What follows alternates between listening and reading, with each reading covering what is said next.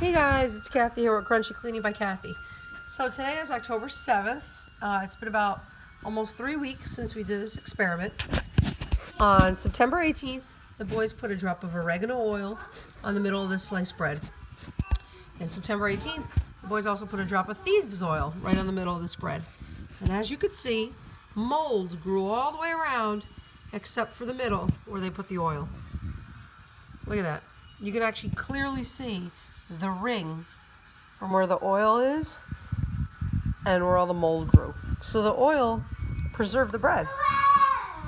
It's like a natural preservative to prevent it from getting moldy. You can see it right there. See how white that is and how the rest is all disgusting?